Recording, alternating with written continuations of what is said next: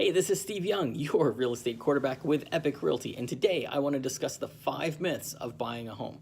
And the first 3 are really finance related because that seems to be where the most confusion comes in. The number one myth that I hear is that you have to have a 20% down payment to buy a house, and that's not true. While having 20% does help you avoid certain costs, it is not a requirement. In fact, many government programs are at 3.5% for like FHA. There's conventional loans where they're only 5% down.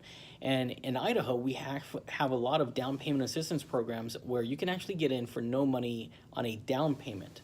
Now, that being said, myth number 2 is that the down payment is the only thing you have to come up with, and that's not true either, because we have the earnest money that you're going to have to come up with as soon as you make an offer, anywhere from $500 to $1,000 on up, depending on the purchase price of the house.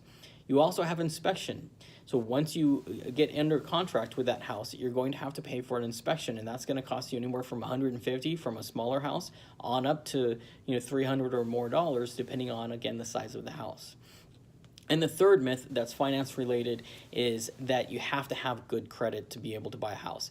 And while it's true that you want to have some decent credit there, you don't have to have an 800 or even a 700 credit score. If you're down in the 580 range, and there are even some programs that don't require a specific credit score, it just depends on the lender that you work with.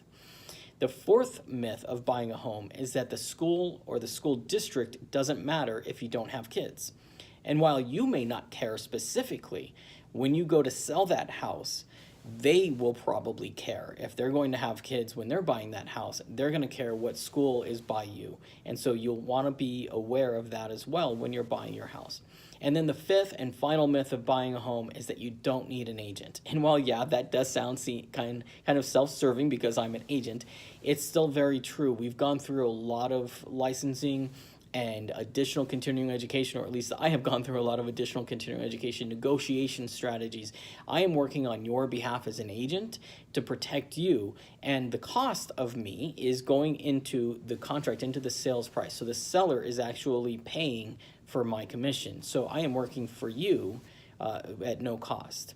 If you have any questions, feel free to reach out to me at 208-340-6268, or of course go to my website, soldbysteven.com.